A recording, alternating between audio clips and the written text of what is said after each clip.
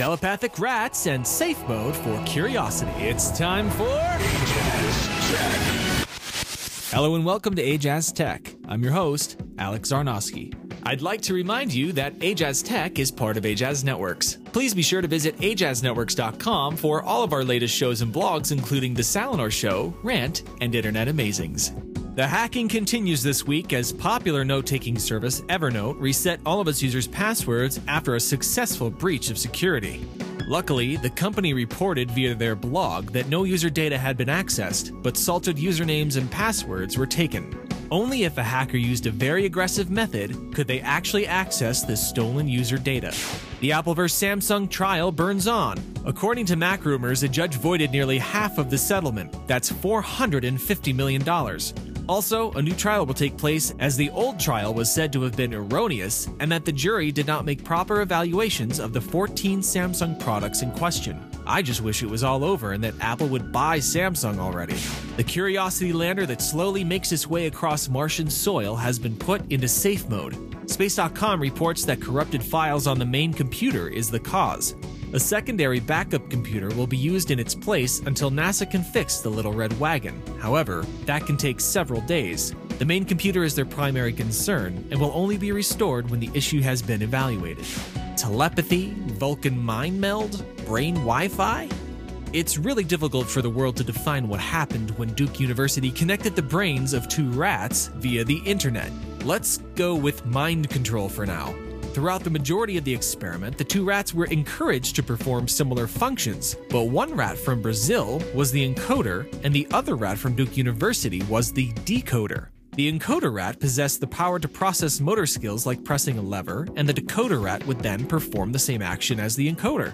Not surprisingly, rewarding the rat's improved signal strength. Google updated its YouTube app for iOS last week with the ability to remotely control smart TV apps and the Xbox 360 and PS3. It's more or less a remote control update rather than a streaming update. Simply pairing your iOS device enables this functionality, where a blue icon will appear, allowing users to select the iPad or the chosen display. It's actually pretty handy if you don't already own an Apple TV. Pandora's streaming music service reinstated its 40-hour music cap last week due to tighter royalty costs. Relax, this only applies to mobile users, as PC users will continue to enjoy it unlimited as always.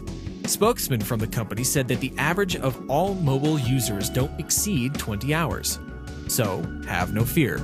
You'll still be able to get through your day with your very own personalized radio station.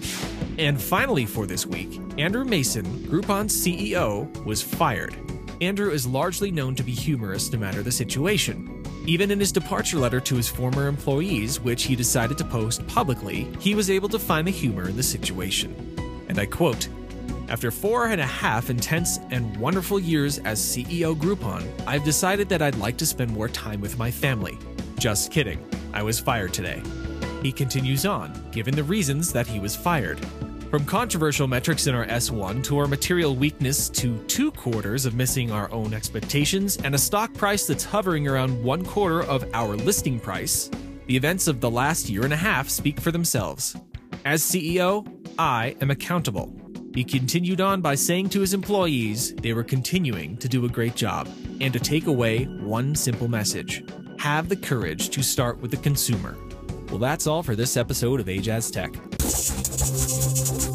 Got Stitcher? We're on it, so get it. Stitcher is an award-winning provider of news, talk, and radio for your mobile phone. Stitcher Smart Radio, the smarter way to listen to radio.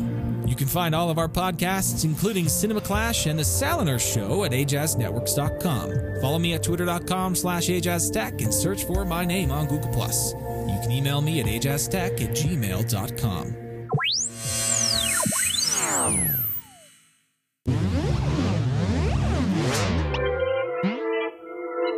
You can find this show and more at Ajazz Networks.